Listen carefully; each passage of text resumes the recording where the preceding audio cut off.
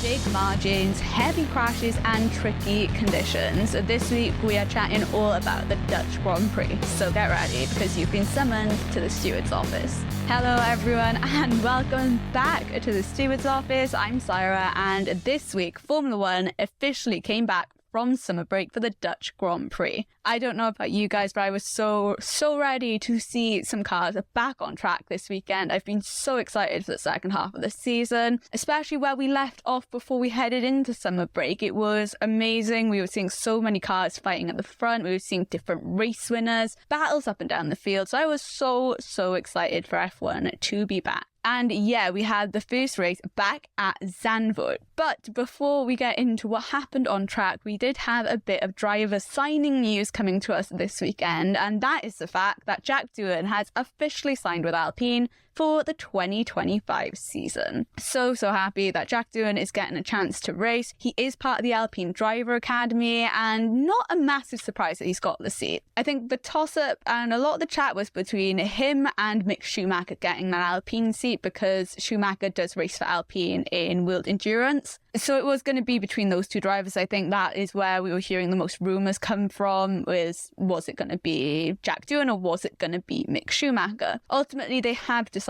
for Jack Doohan, and we don't exactly know what tipped the scales in his favour over Mick Schumacher. But yes, they have Jack Doohan there, and, you know, part of it, I think Alpine are going to be happy to sort of bring up and upgrade and bring in one of their Alpine Academy drivers, especially after all the drama that went on with Oscar Piastri a couple of years ago. I think it's good for them to be able to show, look, we have faith in an Academy driver. Our Academy driver has faith in us and wants to drive with us. And I think that was a really important statement for Alpine. I don't think by any means that was the main reason that they have opted to put him in the F1 seat. He has had an incredible junior career, has done great in the junior formulas, and has worked really hard for Alpine. He's done test runs and show runs, and he does the simulation work for them. So there's a lot that goes into it, and obviously they think he's ready for Formula One. They've still got bits that they want to do with him for the rest of the season to get him ready for 2025. But it was just so great to know that we have another rookie coming onto the grid, because in 2024 we didn't have a single rookie. All of the drivers stayed the same, and we go into 2025 with at least 2 rookie drivers. And I say at least because we still have a couple of seats that we aren't sure about yet. Mercedes, we don't know who's taking Lewis Hamilton's seat. Sauber, we don't know who's pairing up with Nico Hülkenberg. And then it's VCARB, we don't know who's pairing up with Yuki Tsunoda. Now Mercedes, I am very much going to assume at this point we will have a third rookie in the form of Kimi Antonelli. Toto Wolff all but officially confirmed it this weekend. He said something and mentioned the partnership between George and Kimi. So I'm pretty sure that announcement will be coming at Monza when he is taking over Lewis Hamilton's car in FP1. Sauber, I have no idea about. I've heard Mick Schumacher's name. There was Carlos Sainz before he signed for Williams. There's been Robert Schwartzman, who just did FP1 for them in Zandvoort, and also Gabriel Bortoleto. So who knows what's going on there? And then there's the fact that they have 2 drivers and they could opt to keep one of them. And then VCARB is entirely dependent on how Daniel Ricciardo and Sergio Perez perform for the rest of the season. So we really don't know.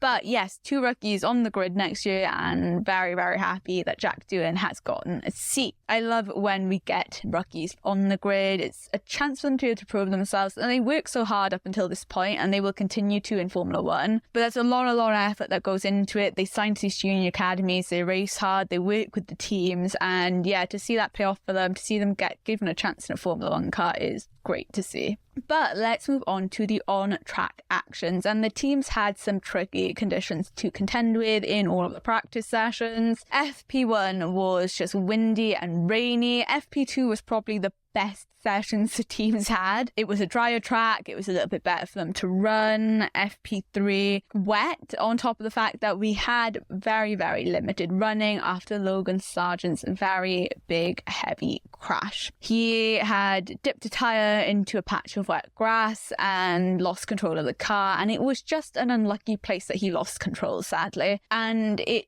wrecked his car completely. There's no other way to say it. It was an absolute mess. It was completely broken. I mean, front wing wasn't there, extensive damage, and it was on fire. Now, thankfully, and this is the most important thing, Logan Sargent got out of the car and was fine. He jumped out, he was safe, and he was okay, which just goes to show, and I say this when we see these big crashes every time, but it really goes to show how far Formula One's car safety has become, how much effort they've put into making sure the drivers are safe and okay if a crash like that were to happen. And I am always in awe of the technology and the science and the engineering that goes behind making sure these cars, when they do crash, do so in a safer way as possible for the drivers, because, you know, to see Logan Sargent jump out of the car with all of that going on around him was incredible, and really, really glad that he is okay. But it did, mean extensive damage that Williams were going to have to repair ready for the race, and just a lot of work for them to do. It was an extended red flag. They had to get the car off the track back to the pits, and that wasn't what was taking the most time. Obviously, they had to make sure that the barrier was repaired and safe enough for the F1 cars to come back out. They can't just do a quick repair and hope for the best. It has to be up to FIA standards for the safety of all the drivers, because should another driver crash there, if the barrier isn't repaired properly, the damage could be a lot worse to the car, and there could be a very big injury to the drivers. But yeah, that took a very long time, and I think we only had 5, maybe 7 minutes left by the time, you know, the red flag had finished and it was green flag running again. So I think between all of that went on, it didn't help the drivers and the teams really find a good setup for the car, because Sunday was meant to be dry. It's what the forecast was showing. So a very windy and rainy FP1, dry running in FP2, okay, but you had Carlos Sainz, who lost half of the run in FP2 because he had a gearbox issue, and barely any time to run in FP3. So for the majority of the drivers, the data that they had to work with, the data that the teams had to work with, came from FP2. 1 hour of running instead of the 3 that you would expect them to get. So I think that put some of the teams a little bit on the back foot in terms of understanding their car, and also understanding some of the upgrades that the teams had brought to Zandvoort. Not all of them brought upgrades. Like I've mentioned before, with summer break, they can't work on their upgrades. There are about 14 consecutive days in the 3-week summer break that the teams aren't allowed to work on their cars at all. So the upgrades some of the teams brought were planned before summer break. But yeah, for the ones that had brought upgrades to Zandvoort, there wasn't a lot of data they could get from it, which not great. And, you know, after a 3-week break, I don't think this is the way they really wanted to start the second half of the season. I feel like whenever you take time off of work, and at least for me, right, it takes me a little bit to get back into the swing of things again, to remember where I was in my code, how to run it, sometimes just how to log back into my work laptop again.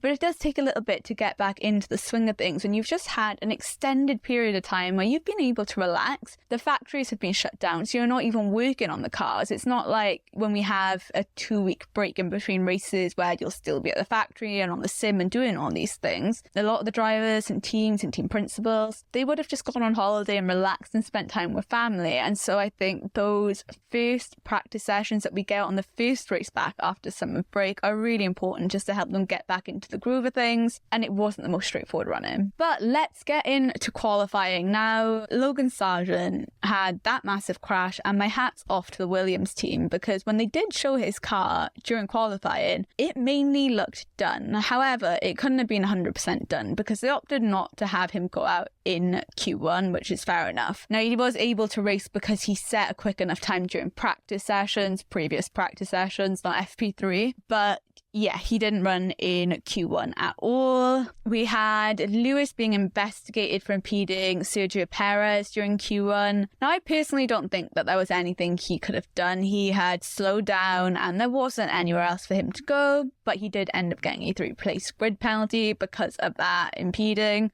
The stewards thought he could have slowed down more, so he was just going to have to take that one on the chin. But I think a lot of people are of the agreement there wasn't a whole load else that he could have done. Q2, we had Lewis actually being knocked out. He finished in P12, and I think I was quite surprised for this because Mercedes had actually done fairly well in their practice sessions. They looked competitive. They were finishing in the top 3, and Lewis especially was finishing in the top 3 during practices. So I was a little bit surprised that he got eliminated. Carlos Sainz was also out. He finished in P11, so he got eliminated after Q2, and that wasn't as surprising because the car had looked difficult to control and handle throughout qualifying. Q3, Lando Norris ended up taking pole position.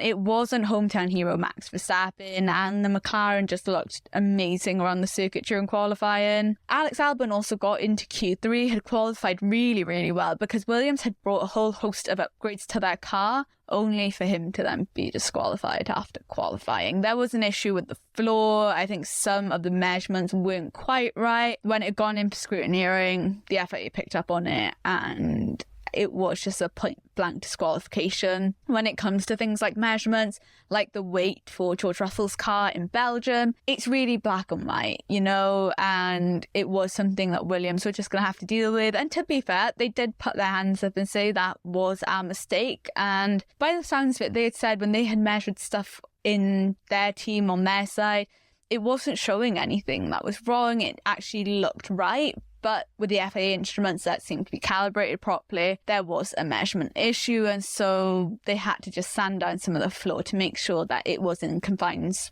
of the regulations. Do you know what, right? Looking at the race this weekend, not the most exciting. I am a tiny bit disappointed because I was hoping for a lot more closer racing coming into the second half of the season, just like we did towards the end of the first half of the season. But it didn't materialise at the Dutch Grand Prix. And that hasn't made me lose hope for the rest of the season at all. I think there are a lot of things at play here. There was a lot of wind during the race that I think made it difficult for the teams. Like I said, you lost out a lot of running during your free practice sessions, and I think that caused all the teams to struggle finding a really good setup for the cars. And with some of the teams bringing upgrades, that did mean that, they are trying to understand them as well. So I still have hope for the rest of the season. This week's Dutch Grand Prix, though, was not the most exciting for me, I can't lie. I think I've actually got about 3 bullet points worth of notes for the race as a whole. For each of the individual teams, I've got a lot more to chat about, but the race itself, I mean, we were seeing gaps build up between all of the drivers very, very quickly. It just wasn't the most exciting race. And you know what? I'm going to go through the 3 bullet points that I have before I talk about the teams because we may as well, but here we go. So Lando Norris ended up losing the lead of the race at pretty much the start line. We didn't even get to turn 1. Now, Lando's starts have been something that a lot of people have spoken about. When he gets pole position, he can't seem to keep the race lead by the time we finish the first lap of the race, right? And it is something he said that he was working on, but Max Verstappen did manage to get ahead of him. The start itself, when they were coming off the line, actually seemed pretty even, but there was a lot of wheel spin for Lando, and both him and Oscar Piastri said that was an issue, and it's also something that the team need to look at. Could be the drivers, could be the team, so it is something that we're going to have to look at to understand what's going on there. But he did lose the race lead. Eventually, he did manage to overtake Max Verstappen, and from then on, he was able to build up a very good lead. But we got about halfway to the race, and the field spread was quite big, I can't lie. We were seeing the gaps starting to turn up between all of the different cars and teams. From the top of the field all the way right to the back, we were seeing quite big gaps. But Lando Norris did win the Dutch Grand Prix, his second Grand Prix win, and his second of the season. It was Max Verstappen in P2. He couldn't make it 4 in a row at Zandvoort. 4 in a row would have given him the joint record for most wins at the circuit with Jim Clark, but it wasn't meant to be. So I'm sure he was a little bit gutted that he couldn't win his home race, but Lando drove an exceptional race, and the McLaren was amazing on track. So absolutely no taking it away from the work that both he and McLaren have put in. And then it was Charles Leclerc in P3, a lovely podium for Ferrari. I'm sure it's a welcome one for them because I don't think anyone had been expecting it from them. When you looked at how they were performing throughout practice sessions and even qualifying, I'm very surprised they got a podium. But let's jump into all of the teams, starting with Red Bull Racing. Now, the car itself, throughout the entire weekend, practice, quali, the race, it has seemed a handful for them. And you could really see it in qualifying. Max Verstappen was fighting the car to get it through each corner. You could see the way he was fighting with the steering wheel just to get the car to do what he wanted it to do. However, I will give it to Sergio Perez. This was a much better qualifying for him. Still not exactly matching up what Max Verstappen is doing with the car, but he was in the third row with Charles Leclerc. That's where he qualified. So it wasn't bad for him, and it seems to be a bit better. It's better than what we've previously seen from Sergio Perez and the sort of performances he has been giving this season. But getting into the race, I mean, Max wasn't happy. He said he just couldn't turn the car at turn 10, like it just wasn't listening to him, just wasn't doing what he wanted it to do. And tyre wear as well for the Red Bulls was not great. I don't know. I don't understand what happened, because Red Bull used to be really, really good with their tyre wear. It was very economical, and, you know, especially with Max Verstappen, he's not a driver that doesn't know how to take care of his tyres. He's a driver that knows how to nurse them, how to get the most out of them, and how to strategically use his tyres throughout a Grand Prix. But the Red Bull just wasn't having it today. It just wanted to eat up all of the tyres, and it was a struggle for both of their drivers because of that. It was just an awful weekend for them. By Red Bull standards, don't get me wrong, it was P2 for Max Verstappen, and that's still an incredible result for him and Red Bull. But by Red Bull standards, they were 22 seconds off of the lead. Lando Norris won the race by 22 seconds. That used to be Red Bull, and to have that margin now being ahead of them instead of behind them is insane. And it's not something that Red Bull are going to be happy about. And I think it is something they are going to be concerned about, because you now have to figure out what went wrong to claw back those 22 seconds. I wish I knew what was going on with the team. I wish I had answers, because I'm so curious. But whatever it is, it's something they need to figure out fairly quickly. Chatting about Perez, though, before we finish off with Red Bull, I mean, he finished in P6, started in P5. It wasn't magical, right? It wasn't an amazing try for him, but it was a good race. And I think with Sergio Perez, good is something, and we have to take that, because there have been times where he's been outside of the top 5, he's been outside of the points, he's not gone into Q3. So by his standards, this is a good weekend for him, and hopefully it's something that he can build on. What is going to be gutting, though, is if he has managed to sort of slowly find his performance again, as the Red Bull car seems to be falling behind. But we'll wait and see what happens with Sergio. I still think they need him to do better. I still think they need him on the podium with Max Verstappen, because the issue that Red Bull have at the moment is that McLaren are closing up to them in the constructors. There's only 30 points between McLaren and Red Bull right now, and those 30 points can very easily be made up because the McLaren drivers are incredibly consistent and very, very strong. So what they really need is Sergio Perez to be fighting at the front with Max Verstappen. They need him on the podium with Max. So yeah, not the greatest race for Red Bull. A lot of data and a lot of things they need to go back and look at Red Bull HQ and figure out what to do ready for Monza. Let's move on to McLaren, though, who have had the absolute best weekend, let's be honest. They were the strongest cars throughout practice, qualifying and the race. It was incredible for them this weekend. They look like they're the car to beat right now. They're the quickest car on track. They're the most dialed in. The car looks the easiest to handle, and their drivers sound the most happy with the car right now. So I think they've taken that mantle from Red Bull, and we'll see if that changes as the season goes on. But right now, McLaren are the car to beat. Lando Norris wasn't the best when he came off the line, but he kept his head down, made that overtake on Max Verstappen, trusted in himself and in the car, and won by 22 seconds. Well, over 22 seconds, actually. But a really, really terrific win for him. Oscar Piastri also had a pretty good race. It was gutting that he did catch up to Charles Leclerc in P3, but he couldn't get past him. I don't know what happened. Finished in P4. It would have been great to see a McLaren 1-2 or 1-3. Wasn't on the cards, but he still brought home a really good amount of points to help McLaren close up to Red Bull and constructors. What I will say with McLaren, though, towards the start of the race, now I didn't hear all the radios. I know some people watch the onboards and everything, but I only heard what Sky Sports had shown us. They seem to be defaulting a lot to their drivers. The teams and their engineers seem to be defaulting a lot to the drivers about what to do. Now, things like the strategy when they were asking whether plan A or plan B was a good idea, did they mind being on plan B +5 or whatever, that I do understand. The one that really made me question things, though, was Lando Norris's race engineer being like, who do you think we're racing? That one shocked me, just because I'm like, surely your engineer is going to have more information than you do, right? When you're a race car driver, you're always going to want to be fighting whoever's ahead of you. No race car driver wants to defend. And for Lando, the guy that was ahead of him at the time of his race engineer asking him was Max Verstappen, who was in the lead. Of course, that's who he's going to want to race with. He wants the race win.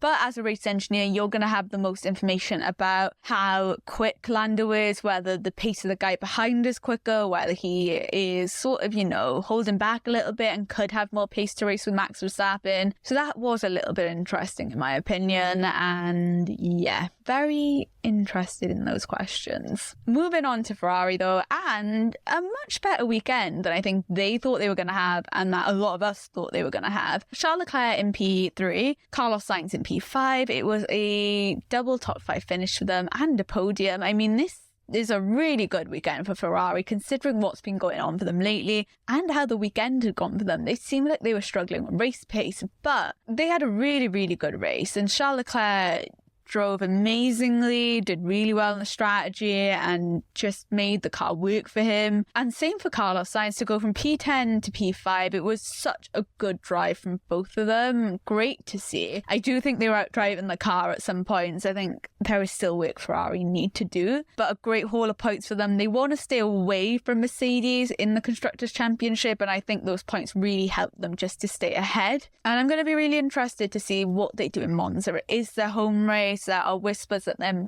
might be some upgrades, but we'll wait and see there. But, I want them to do well out in Monza. I always want to see Ferrari do well when we go to the Italian Grand Prix. So I have my fingers crossed, but a very, very good race from the drivers. Mercedes had a bit of a meh race. It wasn't great. It wasn't horrific. It was just there. And I think we've come to expect more of them the past couple of races. They've been able to fight for race wins. They've been battling at the front for podiums, if not the win. And that was not possible this race. I mean, qualifying for Lewis wasn't great.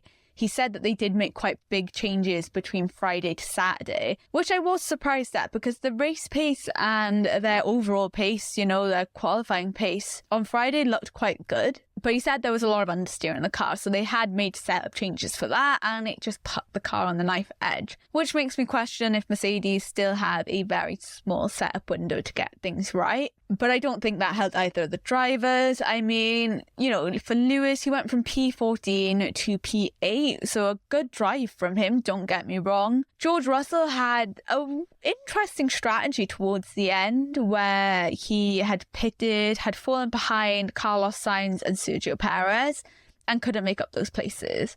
Now, he did say he was struggling with all of the tyres that he was on, but I didn't think he was that slow that he was going to be overtaken by Sainz or Perez.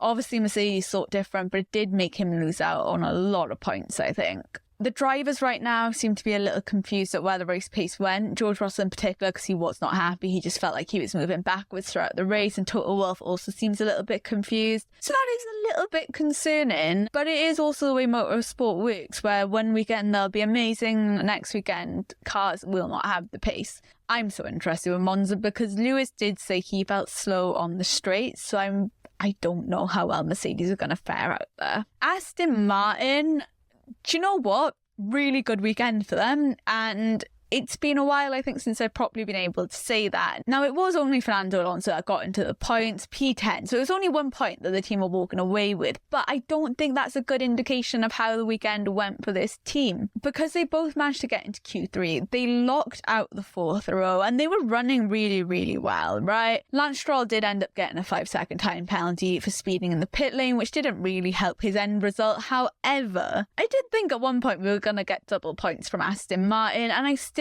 think this was a really good weekend for them. And in terms of team morale, I think this is really, really going to help. This honestly has been the best performance we've seen from Aston Martin in a little while. So I have hope that as we go through the rest of the season, we will see progress little bit by little bit. VCARB have not had a great weekend. They haven't had amazing pace.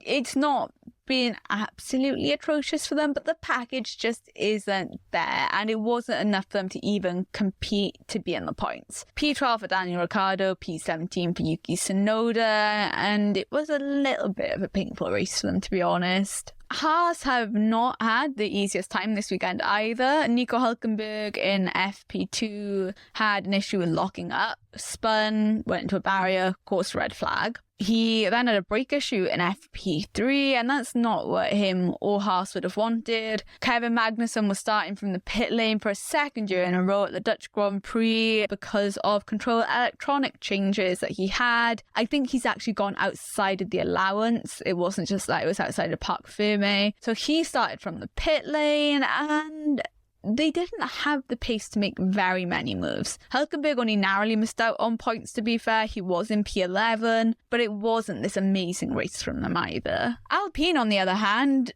on Gasly's side of the garage, it was a good weekend. He had an epic start. He got past both of the Aston Martins within the first lap, which is amazing. Gasly finishing in P9. I mean, really great points for the team to take home and just to add to their tally. Ocon had a bit of a quieter race. He didn't get into Q3 like his teammate, and he finished in P15. But yeah, on Gasly's side, really, really great to see. But I am hesitant to say that this is a turnaround in performance for Alpine. I am happy they got into P9. I'm happy they have points. I'm happy that Gasly has points, but I'm not saying that this is now going to be how their performance will be for the rest of the season, because Alpine in particular have been a team that have had a lot of ups and downs, where one race they'll do quite well and then we get to the next race and it falls apart for them again. So we will celebrate the fact that they have some points to take home, but I am not exactly going to say that Monza will be great for them as well. Williams, yeah, it was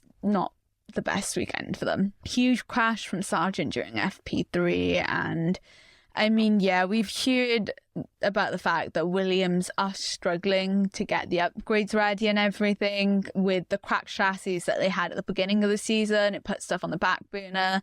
This crash was not going to help because they had upgrades to their car, and yeah, they're going to be down a lot of car parts after that crash. The disqualification then for Alex Albon, over a small, tiny technical infringement, but an infringement nonetheless that had him starting right at the back of the grid. Albon did finish in P14 though, and I think what Williams are able to take from this weekend, if they had one good thing to take, is that the car does have pace and that those upgrades do seem to work. It is giving them a little bit more pace. He did really, really well to work his way from P19 on the grid up to P14, Sargent in P16. But yeah, I think if there is one good thing that Williams can take, it is that their upgrades do seem to be working. And finally, Sauber still do not have a single point. They finished in P19 and P20 during the Dutch Grand Prix. I do not know what to say anymore, guys, because as we get further and further into the season, I get more and more of a distinct feeling that this team is gonna walk away with no points. I really just don't know what's going on. The race wasn't exciting for them. There wasn't much going on. And yeah, you finished right at the back of the pack. Honestly, what do I say at this point? I think a lot of us are waiting for that Audi takeover now in the hopes that they will be a bit more competitive when they take over. I don't know what 2026 is even going to look like for them at this point. I'm really curious to see what happens next year with Nico Hülkenberg coming in and potentially a completely new driver lineup. But as of right now, I'm just kind of sitting there like, yeah, this isn't great. But that was the Dutch Grand Prix and all of the teams and how they did. Like I said, not the most exciting race, but we do have Monza coming up, and I absolutely adore Monza. It's the temple of speed. I do think that we're going to get another McLaren win out there. I don't think Red Bull are going to have the pace, but McLaren will. It's going to be interesting to see if Mercedes manage to bounce back, what Ferrari can do in front of their home crowd. Like I said, Antonelli will be racing in FP1 in place of Lewis Hamilton, and I'm pretty sure we're going to get the official announcement from Mercedes during that weekend. So a lot of stuff going on, a lot of stuff to look forward to, and fingers crossed it will be a slightly more exciting race than what we've had. But I will be back next Tuesday 9 a.m. with a review from the Italian Grand Prix. But until then, make sure you follow me on TikTok and Instagram at stewards_office if you want more motorsport content. But thank you guys so much for listening, and diolch yn fawr, and I will see you guys the next time you're summoned to the Steward's office.